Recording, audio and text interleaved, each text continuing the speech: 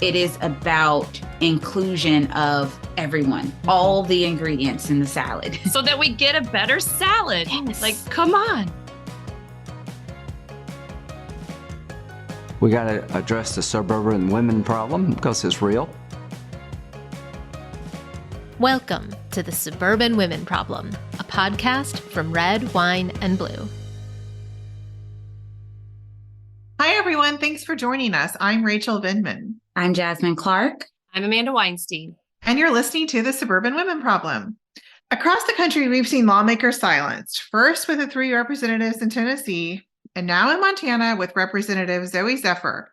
It's like Republicans want to silence anyone who isn't a straight, white, cisgender Christian. But, diversity of this country is what makes us strong. So this week I talked to Liz Sohyeon Kleinrock about her work in anti-bias and DEI education. Liz also shared some things about the Asian American community as we go into May, which is Asian American and Pacific Islander Month. And before Liz, we'll hear from Amanda about her chat with Erika Marquardt, a high school student who helped plan a diversity event in her school. Erika is still in school, so she couldn't join us at our normal recording time, but Amanda met with her on Zoom a few days ago, and I can't wait to hear their conversation. So let's get into it. Should we start with what happened in Montana? Did they learn nothing from Tennessee? I mean, I think they're sort of incapable of learning anything. I mean that's accurate. True. Yeah, I mean, I think they're incapable of learning because it's a performance for a very limited number of people. Yeah, no, I get what you're saying. I think that I don't really care what everyone else thinks, as long as the people that they do care what they think are cheering them on. Exactly. And even though that's a very Yeah. small amount of people, that's who they're catering to right now, while everyone else is looking at them in horror, like, what are you doing? But in this case, it's actually very interesting because, in Tennessee, they voted to expel the 3 or 2 of the 3, eventually, that's what happened, based on a very flimsy argument that rules were broken and there was like a quote insurrection worse than January 6th, which we all know is ridiculous. But what happened in Montana wasn't even that. No, they just don't like her. It literally was just like, we don't like what she said. And so we're going to censor her, make it to where she cannot speak for the remainder of the year, and make it to where her constituents no longer have full representation. I don't understand how this is not a violation of her First Amendment rights. I mean, this is literally what the First Amendment is all about. You cannot use the full force of the government to punish me because I said something you don't like. Like, that's what the First Amendment is about. But in Montana, they were really blatant about banning Rep. Zoe Zephyr from the Montana Chamber, not only for what she said, but also they kind of made it a little more clear that they did it for who she is. Absolutely. Right? So she's the first openly trans state rep in Montana, and they don't want to hear her opinion because she's the first openly trans rep in the state of Montana. And they don't want to hear what she has to say about being trans. Not that her experience would have anything to bring to the table that they maybe can't bring to the table. I mean, but it was clear in Tennessee, they also expelled 2 of the reps for who they are. They just did it in a... No, I mean, absolutely. I think in Montana, there was not even like the pretense of trying to. So I have a very lovely daughter, and I mean, everything is fine. She is very, very wonderful. But sometimes, we have some impulse control issues because she's 12. And so things... I mean, don't we all? I mean, Some more than others. So sometimes she will say or do things, and then she tries to walk it back with an excuse that, didn't really hold water, because when you make the explanation or the excuse afterwards, it's a little hard just to reverse engineer that. That's what I feel like was absolutely done in Tennessee. Right. But in Montana, I don't even think they're trying. And this is a place where, I've heard people say, I don't want to get caught up in this. This is ridiculous. I mean, it's the same as people who say, I don't get involved in politics. I don't care about politics. Oh, but politics cares about you. This stuff cares about you. This is going to come and affect you. And I mean, I think that's what the reason why we do this podcast, just to show you why and how it matters on, on an everyday basis for all Americans. I mean, so she's Well, suing I'm glad she's them. suing them. Yeah, I was going to say. So she's suing them, but do you know who else should be suing? It's the people she represents. Like, Yep. Thank you. wasn't representation or taxation without representation? Wasn't that kind of a bad thing that we learned about in school? Like a whole thing. Yes. Not only are we taxing people without allowing them to be represented, we aren't getting voices from Americans. So there's a lot of Americans who aren't being represented, and trans youth are absolutely not being represented. Yes. And so what that means is that they can't get the healthcare that they need. And there's a lot of information about the healthcare that they need. It has been so blown out of proportion that a lot of the healthcare that they need is just mental health care, and mental health care for the things that they specifically are facing dealing with being trans youth. And we have politicians taking that away from them. And we have them, along with, Moms for Liberty, claiming that any type of healthcare for someone who is trans is going to be cutting their genitals off, when that's just not true. It's like they're ignorant on purpose.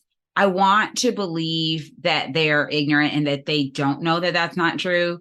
But I really believe that they know that's not true, but they know that's what will, get people riled up. Yep. Absolutely. I mean, I think, that's the playbook. Yeah. Because the overwhelming majority of transgender youth do not get things such as surgery. No. They just don't. I saw an estimate that it was like 200 in the nation that got a surgery. In the whole country. And even then the surgery could involve breast implants, which we apparently have no problem for minors as long as it's for... If there's cisgender. Yeah. Cisgender is fine. Yes, but we do have a problem if they're trans. And I'm just going to take a moment here to define cisgender, because for a long time I didn't know what it meant. So no shame if you don't, but it just means that you identify as the gender to which you were born. So my nephew kept talking about it, and I thought it was like some word that he learned on TikTok that wasn't really a word. So I kind of thought that for a year, just to be totally honest with you,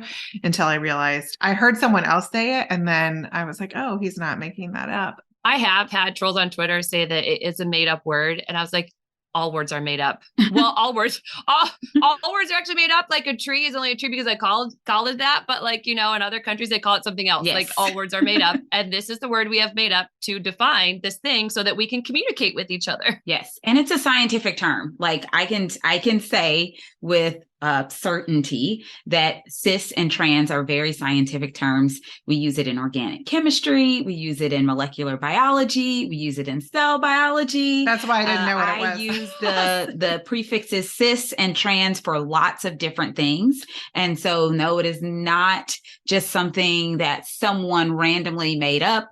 It does follow an actual, there is basis for this in science. So just want to throw that out there for those people who That's are some just knowledge you just threw down. Yeah, I did not know that. I learned something right now. That's very powerful. It's obviously a scientific term in the, biological world. I wonder why that's necessary. Oh, because it exists. Because even though we don't talk about things, they it still exists. exist and happen. And that's what's so hard in this moment of you have this generation that's pushing our boundaries to talk about things we haven't experienced, we might not understand.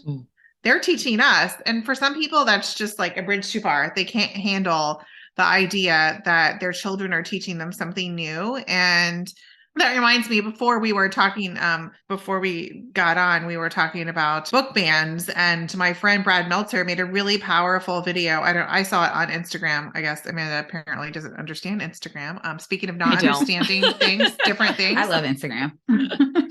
It's like this, he made this very powerful video, but the gist of it was book bans throughout history are always about people trying to stay in power, and they don't want you to have information. And his first was Uncle Tom's Cabin, and that was the first by Harriet Beecher Stowe, the first book to be banned and the first book to to come across this in the United States. I assume there are other books banned in other countries, but yes. But think about that just on a very basic level, that is where we are. All of these measures are really meant to not, foster communication and talking and learning, but just to keep people in the dark. I think that Gen Z and just the younger generations are scaring the pants off of older people. Yeah. They feel like they can't keep up. I keep seeing these like proposals of how we can stop Gen Z from participating in our elections. And, there are things like, oh, we need to raise the voting age to 21 and reinstitute the draft. What? I'm seeing things like, hey, let's, ban children from being able to use social media. And while I understand the gist of that, I think the underlying motive is this is how they are getting their messages out, and they are so effective at it. So we need to slow this down. And I think that they just underestimate just how driven younger people are to get their message out and to get things done. And the more you try to stop them, the more you try to ban things, the more you try to undermine them, not only do you lose them, as far as them now seeing you as being on the opposite side of, the things that they care about, you also lose them because they're leaving you in the dust because they're going to figure it out on their own. 100. And there's like a constant strategy from the right to co-parent with everyone. Yes. Like if they don't want their kid on social media, you don't have to buy your kid a phone, and you don't have to buy them an iPad. You don't even have to give them internet. Like this is quite easy if you don't want your own child not on social media.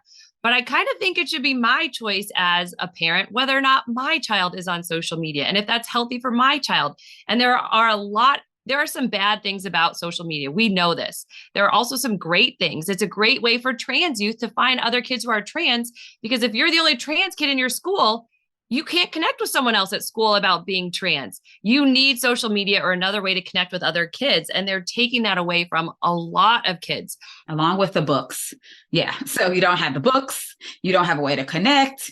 Like books, social media, whether or not you can seek out mental health care if your kid is trans.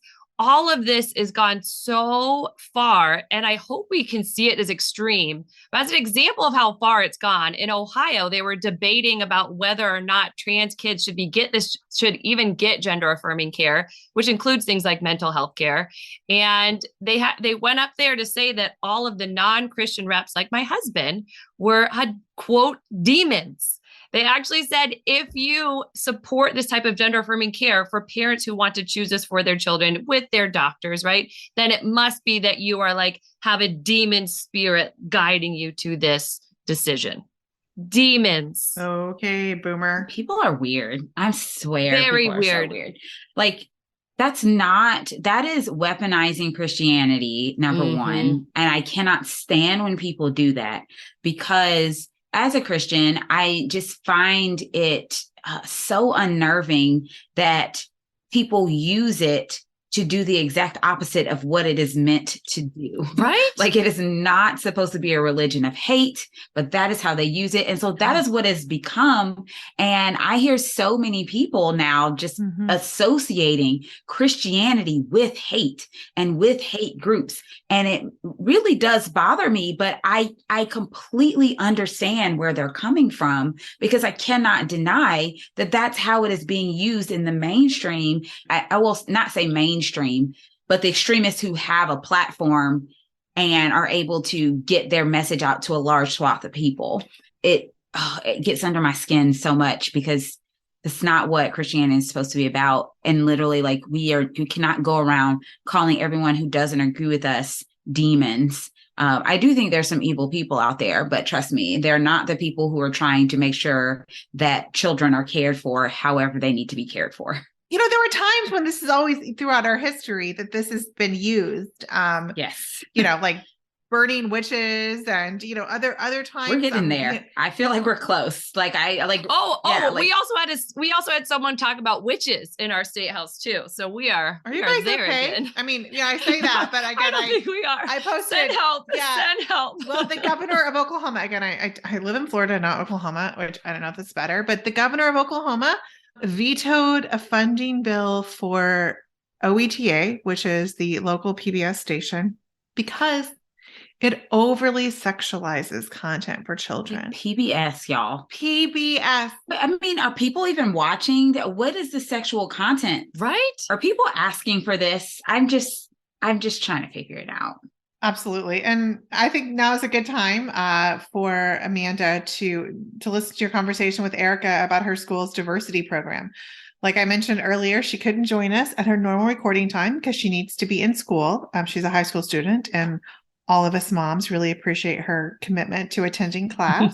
But I am excited to hear about her school's DEI program and why that was so important to Erika and her classmates. Our troublemaker today is a high school student who helped create and run an event at her school called the Many Cultures One Bison Unity Summit. Erika Marquardt, thanks for joining me today. Thank you. I'm excited to join you too. This is so fun. So we love having our young people on and we love hearing what you have to say. And we know you guys have so much to say. So I'd love to hear more about Many Cultures One Bison. What is that event all about? It's a program that promotes diversity and inclusivity at Beechwood High School. And it was brought back, actually. We had it back in 2017, I think, when there was some conflicts at our school. And we brought it back recently to reboost the school morale. And it's been working really well, I thought. In the assembly, we had a bunch of different speakers who would talk about topics like, diversity. There was a neurodiversity speaker, Asian American diversity too. There was also self-humility. There was a lot of different speakers with a variety of topics.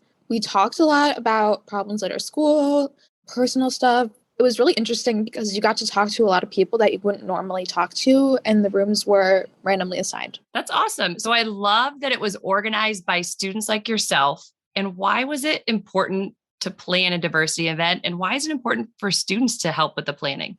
So it's important for students to help with the planning because otherwise the teachers might not know, they know a lot, obviously, but they don't have sort of the inside scoop that a lot of students do. So It's really great that the students can fill in the nuances that teachers can't. That's great. I think that's such an important point that many of us older people, we went to high school one time, but, we might not know exactly what it's like being in high school now. Being in high school now, I think is, different than when I was in high school. So it's important, for students to shed light on that.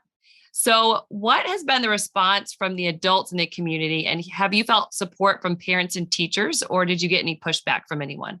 So I did get a couple of comments from teachers about how we're taking another day to miss learning or miss content that, we should be learning for the AP test. A lot of the parents were calling their kids out of school saying that they didn't have to come that day because it wasn't learning. But other than that, the teachers who were part of the program were really, really encouraging and inspiring, and they were all great. Wow. So they didn't think this was learning. So why do you think that this is learning and could be part of their learning? I think it should be part of everybody's learning, as we are all humans and we all live on this planet together, and we should all know about each other, and we should all be taught about diversity because we're all so different and diverse human beings. Yeah, that's a good point. And it probably makes it a lot easier just to be at school and be in the classrooms when you can find more commonality with people around you and kind of respect the diversity that is in that classroom. Exactly, yeah. So there's an analogy I read about America being a salad bowl as opposed to a melting pot, where a melting pot implies that we're all kind of assimilating and becoming the same. Whereas with a salad bowl, we can celebrate our differences and how we all bring something special to the table. So what are your thoughts about how schools can celebrate differences while still feeling united? I think it's really easy to talk about diversity and to want diversity to become a part of your school district and your community, but it's really hard to put that thought into action and that talk into action. We have a lot of different groups at Beechwood High School. We have the Asian Affinity Group, we have the GSA. What's the GSA? So the GSA is the Gender Sexuality Alliance.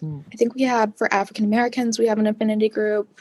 They're about educating people who aren't a part of those groups, how they would like us to address a lot of taboo topics. I think. Yeah, I think that's important. I think a lot of adults think you guys can't talk about these issues, but it seems like you're telling us that you can. Yeah, we can. And also it brings a sense of belonging amongst these groups, that they're not alone, that, there's people like them out there. And I think that's really important. That's important. Nobody wants to feel alone. So most of our listeners are suburban women. So a lot of moms of students just like you. So how can all of us moms and parents support diversity in our kids' schools? So I think maybe like at home, I think education is the most important part because I go to school every day. And so I see a lot of kids who are really ignorant. And I think I'm like thinking, where are these kids' parents and why weren't they told this? Like, what are they doing? Like, yeah, that's a good point. We should be having these conversations at home, not just schools. Exactly.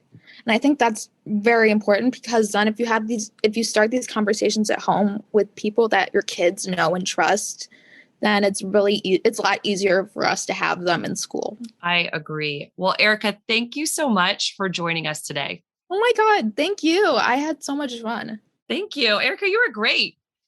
I think my favorite part was the part where she was like, why is the only time you're having this conversation at school? Yes. Like that just like really stood out to me. I'm like, yeah, come on, parents. Like, Yes. These kids not only should be having these conversations at home, but they want to have these conversations at home. Mm-hmm. Yes. I think that's the important thing. It's cheesy to say in the United States that we're stronger because of our differences. But the reality is, anywhere that I have been, that's something that people do talk about the United States. When I lived in Israel, particularly when I worked in the Palestinian territories, there were so many people who maybe didn't agree with us politically, let me say that delicately, but they all wanted to come to the United States, which really boggled my mind. Like, why do you want to go there if you don't like us? But it was the opportunity. It was also that they wouldn't be so different because there were people from all over. Yeah.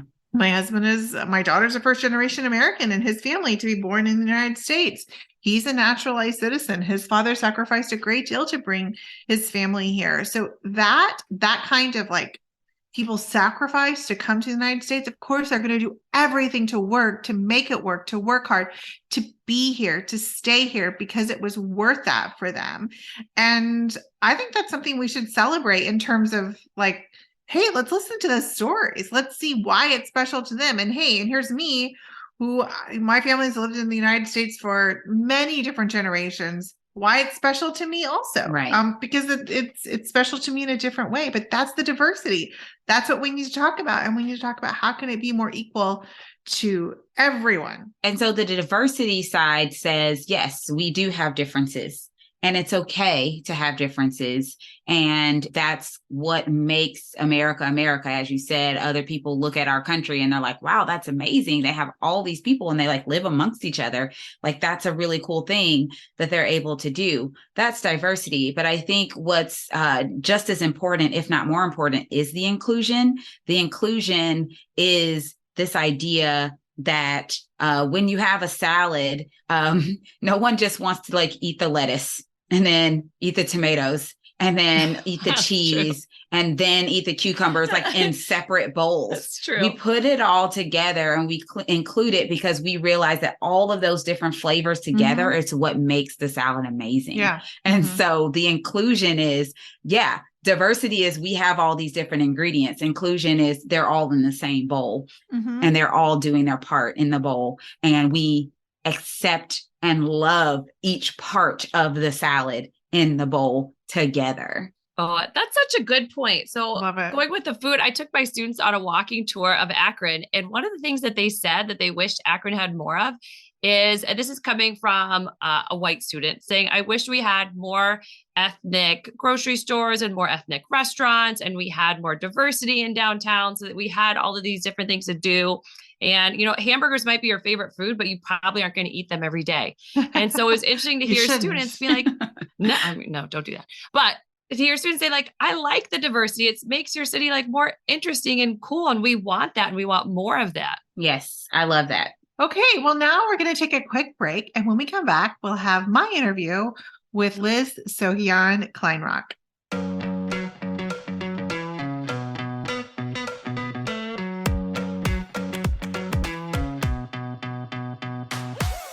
Mother's Day is coming up soon, and we can't think of a better way to celebrate than by joining the hosts of the Suburban Women Problem for our 100th episode. The virtual event will feature Heather Cox Richardson to discuss the history of moms in politics and the power of suburban women. Tickets are limited, so make sure you get one soon, for yourself and for a mom in your life. You can find more info and buy your ticket by clicking the link in the show notes. And if you follow Red, Wine, and Blue on social media, you might have noticed that this week we're featuring the work of our Ohio organizers. They've been working hard to protect reproductive rights in their state, collecting thousands of signatures to get a constitutional amendment on the ballot in November. If you'd like to support their efforts, please visit RestoreRowOhio.com.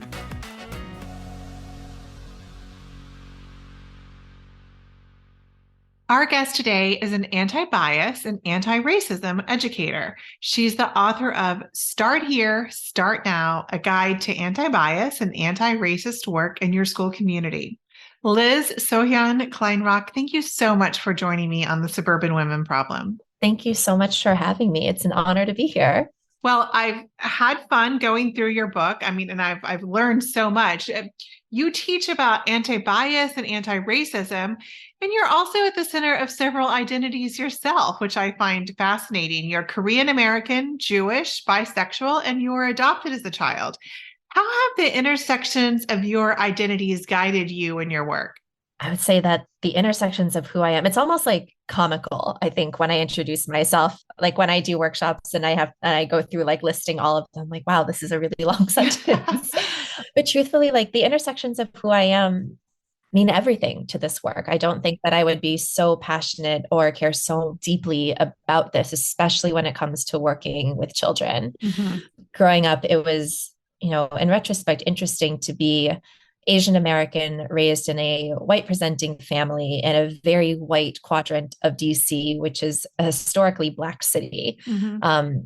There was not a lot of representation of Asian Americans, particularly even Korean Americans. The only Korean people in our neighborhood ran the dry cleaners, like a couple of blocks away. Mm-hmm. And thinking about my experiences in school, in the media that I consumed as a kid, there was really nothing that really spoke to who I was, who I am, mm-hmm.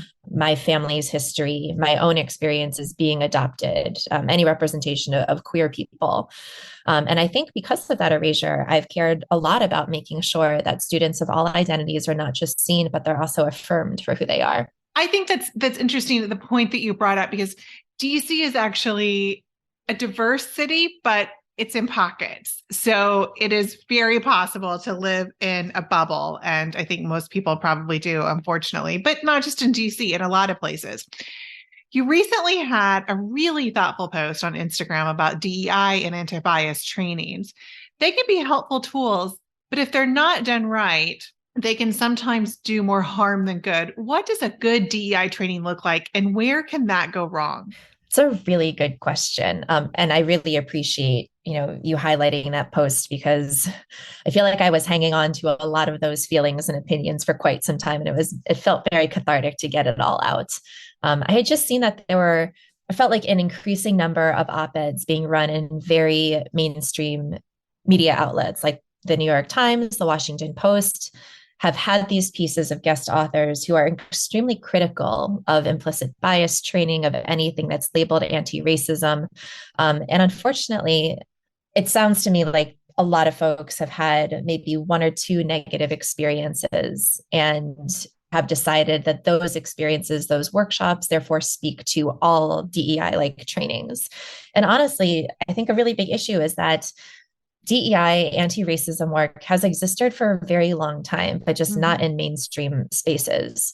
And so looking at the protests that came out of the spring and summer of 2020, and then schools and companies and organizations doing this mad dash to try to change their systems and to get people educated, and expecting that in 2 years, we're supposed to undo literally hundreds, if not thousands of years of colorism, anti-Blackness, anti-Semitism, like all of these different forms of oppression. We have to be realistic, I think. Yeah, first. I don't mean to laugh, but I mean, it's the idea that it's possible is preposterous. Right. Yeah. No, I agree. Yeah. And then literally, I've gotten feedback after, like, let's say I get hired by a school or a company to do a 1 hour session. One-offs are never my favorite. So I'd say, like, first of all, that's one red flag that we can look out for. If we are dedicating 60 minutes to this enormous topic and expecting to see these really large cultural shifts. Mm-hmm. And I've gotten feedback from folks after, let's say I do a 60-minute session, and people actually say things like, well, I was expecting to get farther along in dismantling racism after this. So now, as a disclaimer, I have to actually say that at the beginning, we're here to really only scratch the tip of the iceberg, that for some people we're along different places in their own journeys. This work is going to look really different for everybody. But I think people often really want fast fixes to problems that really require a lot of intention and a lot of thought. And, there's the personal interrogation piece. We look at the larger systems that we're in. We examine our roles, the way we communicate, the relationships we hold with other people. That takes a lot of time. I think good DEI trainings or effective DEI trainings allow people to really investigate who they are, their own identities, their own upbringings, a way to understand that biases are, interestingly, like one of our common denominators is people. Doesn't matter like your race, gender, how much money you have, like we all hold biases about certain people, communities, and ideas. And what's really important is that we can start to identify the harmful biases that show up in the way that we interact with people. And if we can start to identify what those are and begin to push back against them, that to me is how we begin to actually make progress. But there's a lot of discomfort that certainly comes up in that.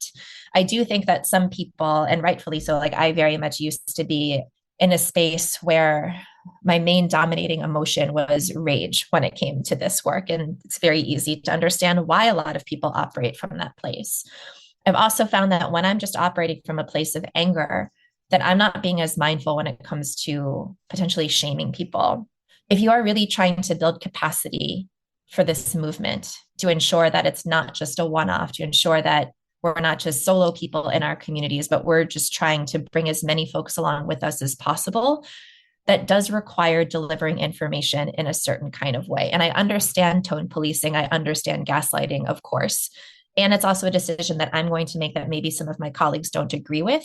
But if I am intentionally causing feelings of shame in people who are participating, I don't really know what kind of outcome that's going to have. I can definitely predict that there would be a lot more resistance, that when people hear fixed statements like, well, if people are just inherently racist, then why am I even going to bother doing any of this work if there's nothing that I can do about it? There are always things that we can do about it. I also think that using myself as an example, really modeling what that whole learning and unlearning process looks like, the mistakes that I've made and what I've been able to learn and do better from them. I even think that when we use the term expert, there is some sort of like fixedness in that if you are an expert in something, then you don't have this additional space to make mistakes. You just know everything that's out there. And that's really not the case at all. I'm constantly being, educated by friends, from colleagues, even people I don't know, through different forms of media and the way that I might intellectualize different types of information. But it's very much a lifelong journey. Nothing that you're going to be able to completely eradicate in 60 minutes or, 2 or 3 hours. I mean, because there's a lot of homework that needs to take place with us as individuals, and it's not quick homework. I think it takes time to sort of sort out your feelings and then go forward from there. So it's definitely, a long process. Well, May is AAPI Heritage Month. AAPI means Asian American and Pacific Islander. And although holidays like AAPI, Black History Month, or Women's History Month can feel performative or inadequate, like shouldn't we be celebrating women and people of color, all the time? It's a good opportunity to pause and listen to those voices. So what are some biases that the Asian American community has to deal with that we should all be more aware of?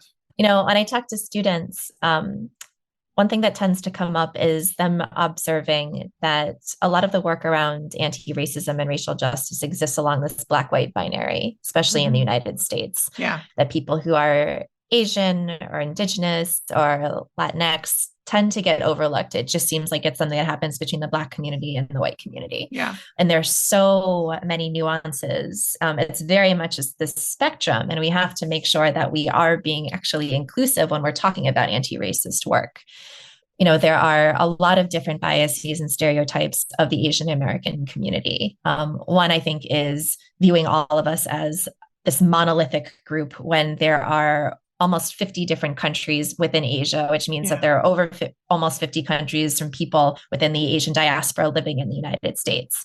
On top of that, Pacific Islander history, heritage, experiences are very different than those of people from different regions of Asia. So I think first, it's also unfair that they get lumped in. Like, they deserve their own platform, they deserve their own recognition, because they often get overshadowed.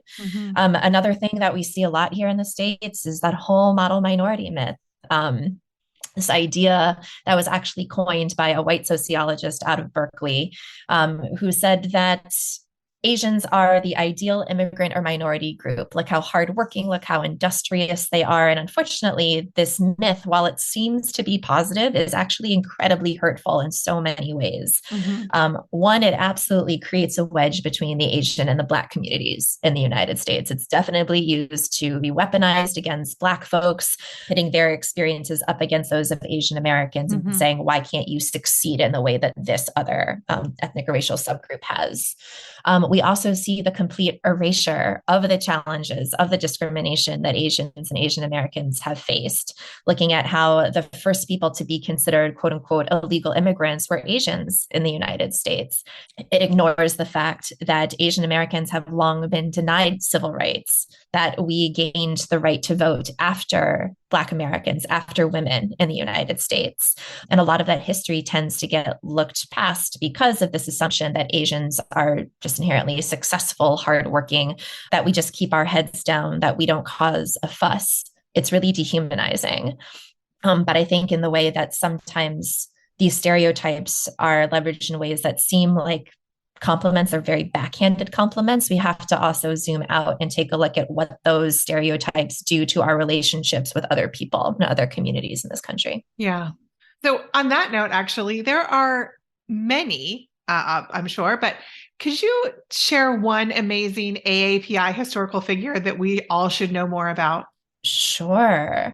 I know Yuri Kuchiyama gets a lot more recognition these days, which is amazing. I would also want to highlight Grace Lee Boggs, who was another Asian American activist, did most of her work in Detroit. And she was absolutely incredible at combining forces, like with her husband, who is an African American man. And I believe that the two of them really created some incredible community partnerships, really trying to bridge gaps between the Asian American and the Black community in their city. And I think that kind of just goes to show also that when we learn about activism in different civil rights movements, it's still very much presented like communities existed in isolation and really only went hard for themselves. But in actuality, there have been so many people who have had really amazing legacies in their activism that highlighted intersectionality and trying to bridge these connections between groups instead of just viewing people as existing in silos. Yeah, definitely. You've written a lot about allies, advocates, and bystanders, which I love. Could you tell our listeners more about those concepts and how they can become agents of change in their communities?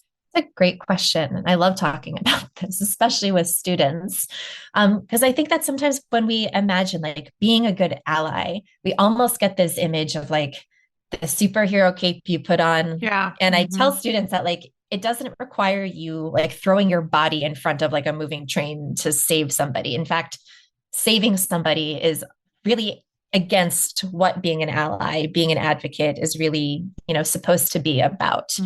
That to be an effective ally, you have to have some awareness of who you are, going back to that identity piece. What are the intersections that make up who you are? What are the parts of, the pieces that you hold that allow you more privilege? And I know that, again, people have big, strong feelings when they hear the word privilege. When I talk about privilege. Oh, yes, they do. They do. So many feelings. And I tell students that when I describe privilege, it just means that there are parts of who we are that allow us to navigate the world with more ease and comfort compared to other people. It doesn't mean that we have to feel shame or embarrassment or guilt about this. But when you realize that you have this access or these resources, what's really important is what you do with them. How do you actually spend them? One of the most impactful stories that I have of somebody being a good ally to me is I found myself at this Jewish celebration, knowing that as a Korean person that I do not look like what a lot of people imagine when they think about Jewish people. And I was on the receiving end of some very uncomfortable questions from another guest there. And a friend of mine who was standing nearby at some point in the conversation just leaned over and said, like, hey, are you good? It took 2 seconds for her to say that. But in that moment, I knew she was aware of the situation. She was aware of the privileges that she held, that she was ready to interrupt and tap in so I could tap out if I wanted, and that she was still giving me the opportunity to make my own decision. She wasn't going to make that decision for me. And that one has really always stuck with me. And that's the example that I always talk about in workshops or, when I'm teaching kids, that it doesn't have to be this really big, grand, dramatic gesture. It's about having awareness and how you show up in those moments, that you're not here to exercise like your belief that you know better, that you're here to save anybody, but it's really how can we support in solidarity? What are we willing to risk? How are we willing to work in partnership, not for people, but with other people? I love it. And what about advocates and bystanders? Could you explain those a little bit? Sure. So when I think about advocacy, it's people who are using their voices or acting in a particular way to advocate for the maximization of benefit for other people and to minimize harm. And that can be applied across any identity, any topic, but something that's very deeply rooted in action. And when it comes to bystanders, we can look at historical examples. We can look at the things that happen day to day in our social circles or, online or in our schools. But when you witness harm happening, what do? It's so easy to do or say the right thing when cued to do it. But when those moments come up, when you're not expecting it, how do we show up? Yeah. And often that's a lot of the practice that I like to do when I facilitate workshops. Sometimes I'll say running scenarios or running through, sentence starters feels kind of cheesy or unnatural to people, but it's still developing that muscle memory.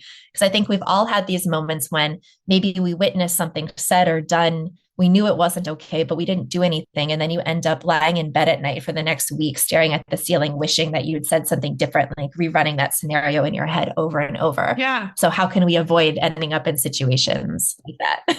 I love it. And I would guess that students with this kind of presentation are much more receptive because it's giving them the agency and giving them the tools to figure out what's best for them, not saying you have to do this and there has to be some kind of quota. And that's just not what DEI training is. And I completely agree that it's been mischaracterized in so many ways by people either with bad experience or people with no experience. But, we've all been in trainings that were kind of dreadful. So, I think it's just kind of surmising what it's like, but that's not necessarily the case. Well, this has been a lovely conversation. It is, you've I think informed us so well, but now we like to do our rapid fire questions that have nothing to do with everything we've talked about. Are you ready? I'm ready. Yeah, let's do it. Okay. Well, it's only April, but what has been your favorite pop culture moment so far this year? Oh my God. This is the most timely question because I would absolutely say the terrible Love is Blind live reunion that was supposed to air at 8 p.m. last night was on 2 hours late and then was just such a train wreck. I cannot stop looking at articles, tweets about it. I can't look away. I wish I could. The great thing about that is just learning the number of people who watch Love is Blind. That's like so many people. The subset of the pop culture moment that happened. What is your favorite place to travel? I would say Korea. I'm obviously very biased. I love Korea. And outside of that, I would say Iceland. I've been there twice. My partner and I got engaged there. Nice. And it will just always be very near and dear to my heart. It's also beautiful. I've heard. Like shockingly beautiful. Yeah. Do you have any pets? I do. I have 2 bunnies. Their names are Epiphany and Blue. I've had them for a couple of years. And we recently took in an alley cat that we had been kind of informally feeding for a couple months. And now he lives with us. What's the best thing about being a teacher?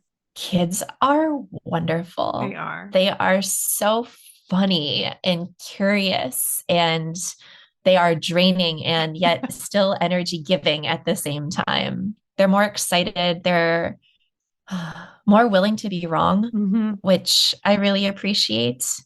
Yeah, and they're just more thoughtful. Like when I have conversations with kids about all the things happening in the world, I feel hopeful. I feel like things are going to get better. I hope. Fingers crossed. I completely agree with you. I feel the same. Well, that's the end of our rapid fire questions. But first, can you let people know where to find you and to find out more about your work? Sure. My website is teachandtransform.org. Teach and Transform is also my Instagram handle where I share a lot of work online. And I also have a Patreon account too, if people are looking for more one-on-one or like curated support or services. Excellent. Well, thank you so much for joining us, Liz. It was really great to talk to you. And I think our listeners are really going to learn a lot from this conversation. Thank you so much, Rachel. It's been lovely talking to you. Thanks for having me.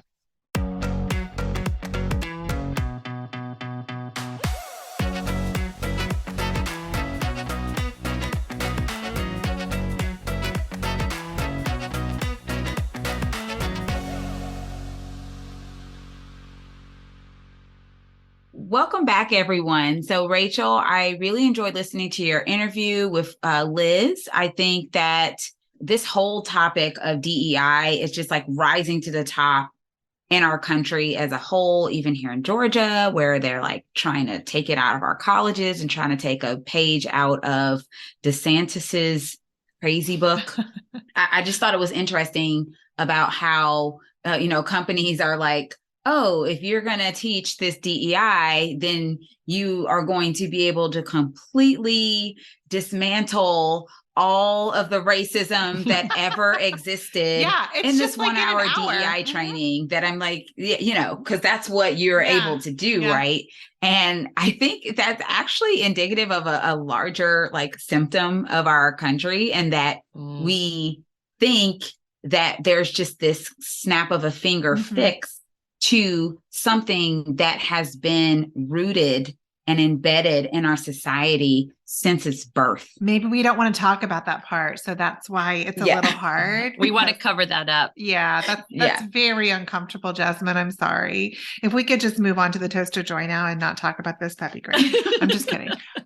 No, but you're right. That's the point, is it takes work. And I mean, that might be an initial step. And I can say, as someone who kind of went through that on my own without like maybe a different, a different spark, a different thing that motivated me to kind of go down that road. It was several things, but sometimes you need those moments from all different places, but a specific DEI training can be very effective and very helpful to kind of start that journey. And I was glad that she talked about that, because I think that's something to recognize. Even if our companies or our employers kind of have these moments, we need to be realistic with our colleagues and everyone else. Like, this is not a one and done type situation. You don't go to therapy like one time and you're all fixed. No, it's a continued conversation. And like inclusion means it's not just you go through the training and you go on with your day. It means when, there might be something happens, like you get someone's input and you listen. And is there someone's input I'm not getting right now? It means asking more questions, I think, than it does anything else. And I also think it's important to recognize that DEI training isn't just about Black people and white people. Yes. I think that our country really does have a hard time recognizing that, like, we're like this, beautiful mosaic of all these different types of people. But when we start talking about race and diversity, equity, and inclusion, somehow we get really myopic and we only see like Black and white. It is about inclusion of everyone, all the ingredients in the salad. We are including everyone so that we get a better salad. Yes. Like, come on. No one, how like little kids, when you first go to like a sub place and they're just like, I just want meat and cheese. And you're like, we literally could have made that at home. Yeah. It's like, come on, guys, we could do like so much more with this. And I think that that's where we are as a society. We need to understand just how much better it is when we include everyone. Yeah. Definitely. But the great thing about Liz is she was born in Korea. She was raised Jewish. I mean, like when someone sees her, it's not just a black and white, if you will, issue. She's kind of introducing something different. And from her perspective as an educator, I think that gives another kind of level and layer to her understanding of what we're all capable of at different ages, and how effective this can be if we have the conversations early, and we have these conversations at home. Like Erika said, we can't just have them at school. We can't just have them at work. It has to be more of who we are all the time, and accepting it. And then it'll be commonplace. And I truly believe that it will be one day that we will get to that point. But we're at this inflection point right now that's pretty hard and painful. Definitely. And it's okay to admit that it's hard right now. But I think we keep going for the greater good, and it will pay off. But we have to fight to be able to keep going. Because right now the fight is, no, you're right. Should we even talk about diversity, equity, or inclusion at all? And your funding is dependent on if you're willing to give up talking about diversity, equity, and inclusion. So I do think that as a country, we have to be very mindful that we can't stop talking about it, and we can't let these threats take us to the point where, I use my ball analogy. We got to keep pushing the ball up the hill. We cannot take our hands off the ball, or it's going to roll back on us. Yeah. So Sisyphus. I mean, yes, we're all Sisyphus.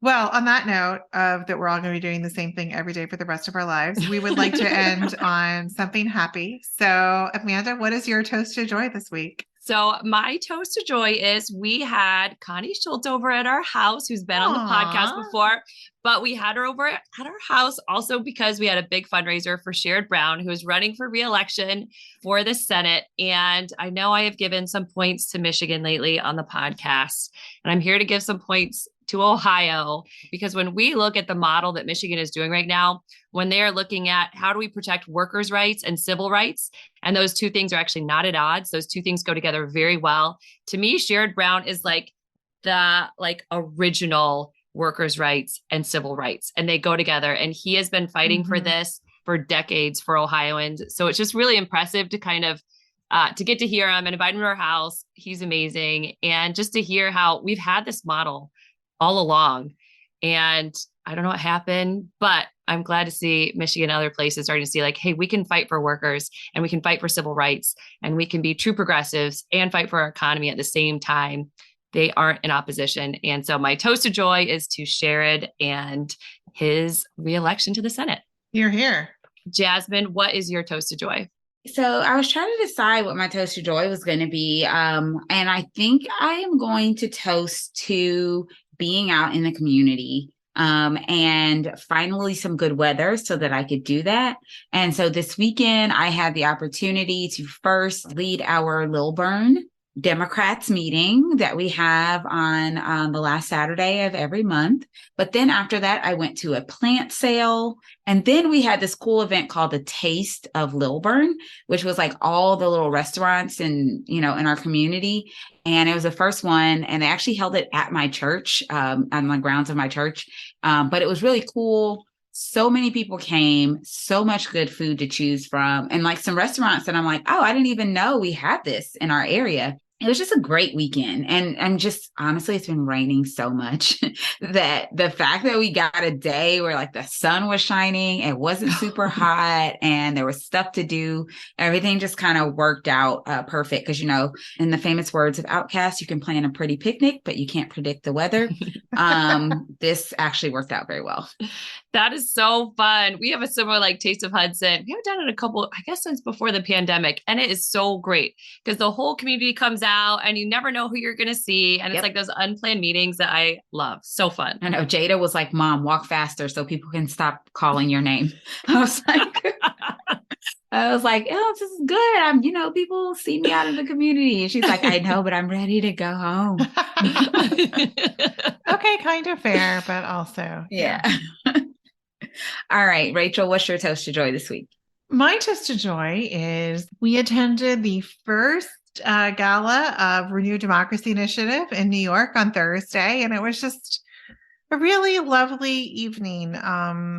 So one of my favorite people that I work with at RDI is Yvonne Marwari. He is a pastor from Zimbabwe and really was just treated horrifically. But he gave an opening speech that was so powerful to me. He talked about the importance of protecting democracy everywhere, because it's much harder when you have to regain your rights than if you keep your rights. And that's been kind of echoing in my head ever since he said it. So sometimes I get very focused on electoral type work, or like really like the horse raceness of it, of all this, of the specific races and how are they going and how could I make a difference in this specific race, and not taking like the 35,000 foot view of like, this is all for one purpose, and that's so that we have democracy.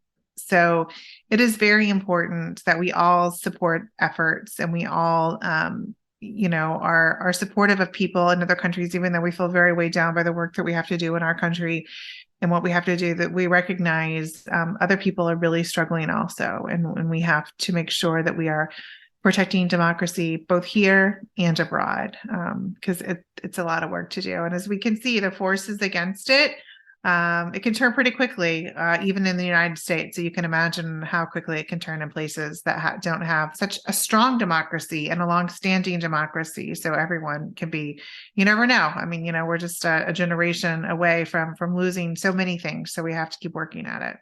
So that's my dose of joy. And we really appreciate all of you joining us today. If you haven't bought your ticket yet for our 100th episode event, be sure to do so soon. We are so excited to meet our listeners and celebrate 100 episodes with our special guest, Heather Cox Richardson. The link to purchase tickets is in the show notes. Thanks again for listening, and we'll see you again next week on another episode of the Suburban Women Problem.